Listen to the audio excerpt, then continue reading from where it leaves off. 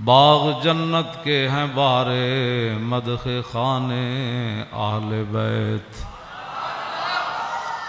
تم کو مجدہ نار کا اے دشمنان اہل بیت۔ ان کے گھر بے اجازت جبریل آتے نہیں، قدر والے جانتے ہیں قدر و شان اہل بیت۔ اے شباب فصل گل یہ چل گئی کیسی ہوا، کٹ رہا ہے لیلہاتا بوستان اہل بیت۔ سر شہیدان محبت کے ہیں نیزوں پر بلند، خدا نے اور اونچی کی قدر و شان اہل بیت۔ زخم کھانے کو تو آب تیغ پینے کو دیا، زخم کھانے کو تو آب تیغ پینے کو دیا، خوب دعوت کی بلا کر دشمنان اہل بیت، خوب دعوت کی بلا کر دشمنان اہل بیت۔ مامون الرشید جو حکمران تھا، انہوں نے قسطنطنیہ کے عیسائی بادشاہ کو، قسطنطنیہ تو سلطان محمد فاتح نے بعد میں فتح کیا، جو آج ترکی ہے، استنبول ہے، وہاں عیسائیوں کی حکومت تھی، تو مامون الرشید نے خط لکھا قسطنطنیہ کے حکمران کو کہ یونانی فلسفے کی جتنی کتابیں ہیں اور جو آپ نے نئے نئے علوم ایجاد کیے ہیں وہ ساری کتابیں ہمیں بھیجو۔ اس وقت تو مسلمانوں کا ہی آرڈر چلتا تھا۔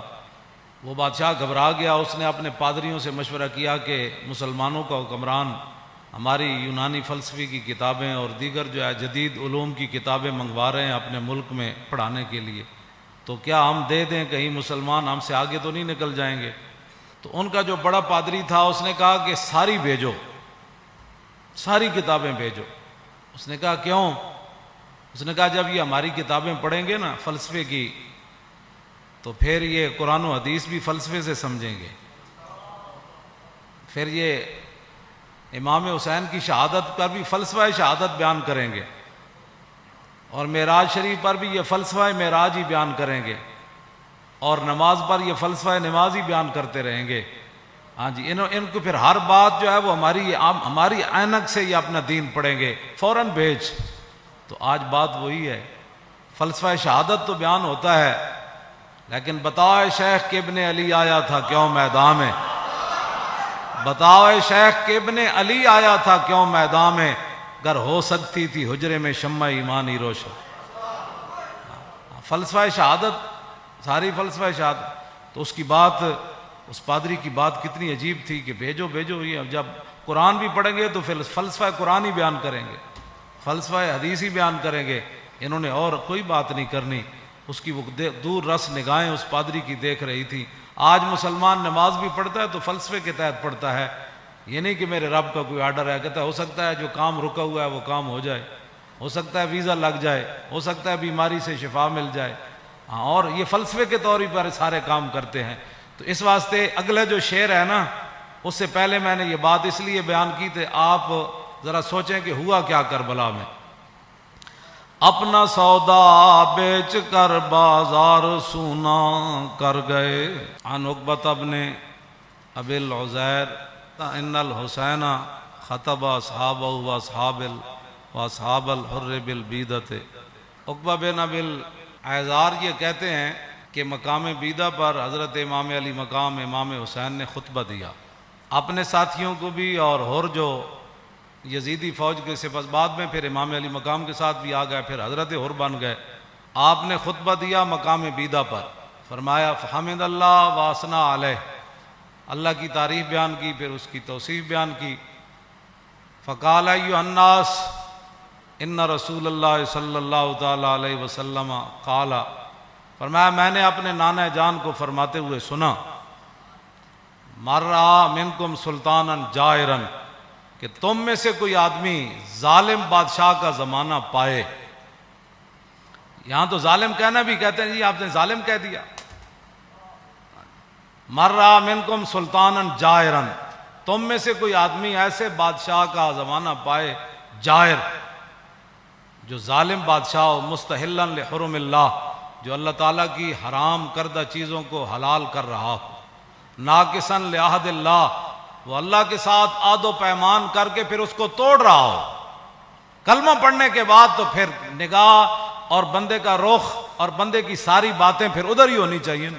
لو جی مرّا منکم سلطانا، اے مولا حسین دا خطبہ ہے. مرّا منکم سلطانا جائرا مستحلا لحرم اللہ ناقصا لعہد اللہ مخالفا لسنت رسول اللہ، اور یعمل فی عباد اللہ بالاسم والعدوان. فرمایا رسول اللہ نے، میرے نانا جان نے فرمایا، جو ظالم بادشاہ کو دیکھے اللہ تعالیٰ کی حرام کردہ چیزوں کو حلال کرے اور اللہ کے ساتھ عہد و پیمان، کلمہ پڑھنے کے بعد بندے کی مرضی مک جاتی ہے، فرمایا اللہ کے ساتھ عہد و پیمان وہ توڑ دے، رسول اللہ کی سنت کی مخالفت کرے، یعمل فی عباد اللہ بالاسم والعدوان، اور قوم کے اندر برائیاں اور قوم کے اندر گناہ اس کا رواج دے، بجائے اس کے قوم کے اندر برائیاں اور گناہ کو ختم کرے. نہیں، یعمل فی عباد اللہ بالاسم والعدوان، وہاں سرکشی اور ظلم و ستم اور گناہ کو رواج دے.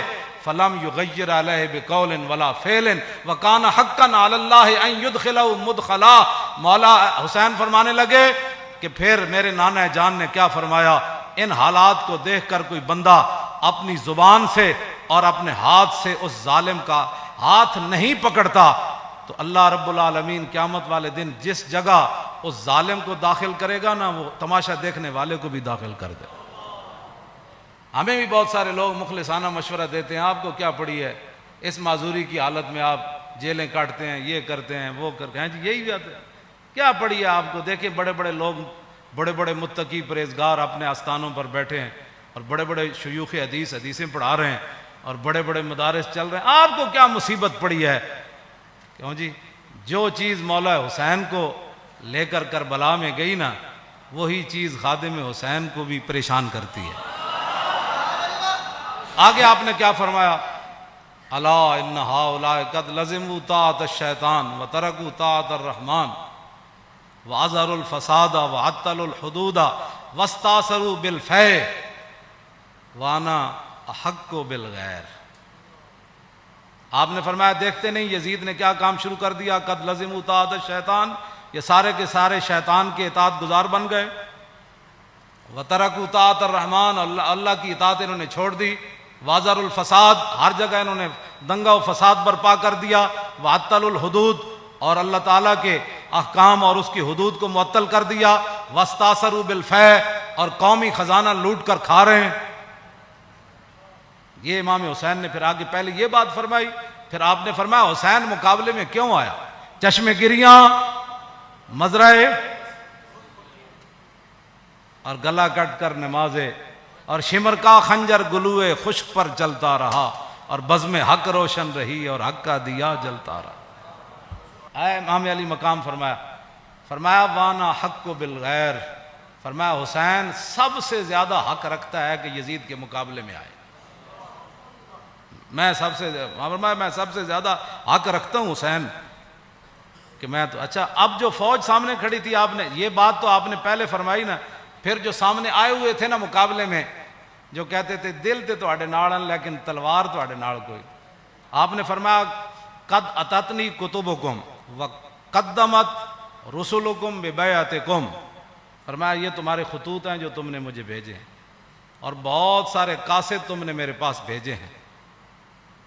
کس بات پر؟ انکم لا تسلمونی ولا تخذلونی، کہ میں جب تمہارے پاس آ جاؤں گا تو تم پھر میرے ساتھ مل کر لڑو گے، مجھے یزیدی فوج کے حوالے نہیں کرو گے. یہ تمہارے خطوط ہیں میرے پاس. انکم لا تسلمون ولا، اور تم میرے اوپر حملہ کے وقت خاموش نہیں بیٹھے رہو گے، یہ تم نے لکھا ہوا ہے اس میں.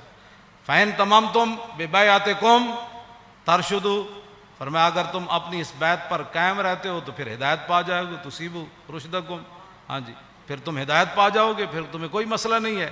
آگے پھر آپ نے لوگ پھر دیکھنے لگے یہ کون ہے، جان بوجھ کر بھی لوگ آنکھیں بند کر دیتے ہیں نا. کچھ ایک دوسرے سے پوچھنے لگے یہ کون ہے جو ہمارے سامنے خطبہ دے رہے ہیں یزیدی فوج میں سے. تو فرمایا فانا الحسین ابن علی وابن فاطمہ بنت رسول اللہ. فرمایا جانتے ہو کہ میں حسین بن علی ہوں اور میں سیدہ طیبہ طاہرہ فاطمہ الزہرا کا صاحبزادہ ہوں. جانتے ہو مجھے؟ نفسی ما نفسکم والی ما آلکم فلکم فی اسوۃ. آپ نے فرمایا یہ مت رکھنا کہ حسین تمہیں میدان میں چھوڑ کر چلا جائے گا. جہاں میں رہوں گا، جہاں تم رہو گے، حسین تمہارے ساتھ رہے گا. جہاں تمہارے اہل و عیال ہوں گے، حسین کے بچے بھی وہی ہوں گے. نفسی ما نفسکم والی فلکم فی اسوۃ. اے مولانا جملہ بڑا عجیب ہے. فرمایا حسین کی زندگی کیا تمہارے لیے نمونہ نہیں ہے؟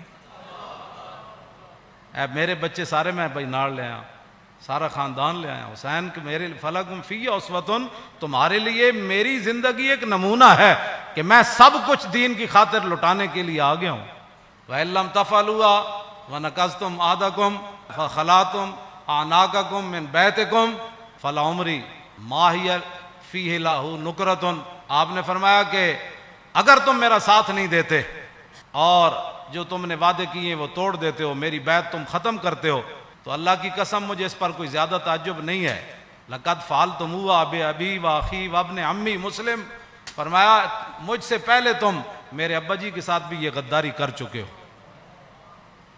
اور میرے بھائی حسن کے ساتھ بھی تم غداری کر چکے ہو، اور میرے چچا زاد بھائی مسلم بن عقیل کے ساتھ بھی غداری کر چکے. وَالْمَغْرُورُ مَنِ اغْتَرَّ بِكُمْ فَحَظَّكُمْ أَحْطَاطُمْ وَنَصِيبَكُمْ دَيَّاتُمْ. فرمایا تم سے بڑا کائنات میں بد نصیب کوئی نہیں، جن کو اللہ نے اتنا بڑا حصہ دیا اسلام کی خدمت کرنے کے لیے کہ محمد الرسول اللہ کے نواسے خود آ گئے تمہارے پاس اور پورا خاندان لے کر آ گئے. فرمایا تم سے بڑا کائنات میں بد نصیب کوئی نہیں. جو حصہ تمہارے حصے میں آنا تھا، جو خدمت آنی تھی، تم نے اس کو ضائع کر دیا.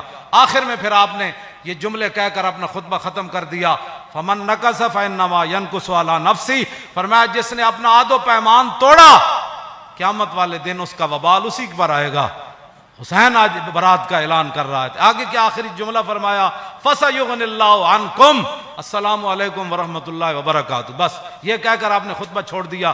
آپ نے فرمایا ان قریب حسین کو رب تم سے بے نیاز کر دے گا. اور پھر السلام علیکم ورحمۃ اللہ وبرکاتہ کہہ کر آپ نے خطبے کو چھوڑ دیا.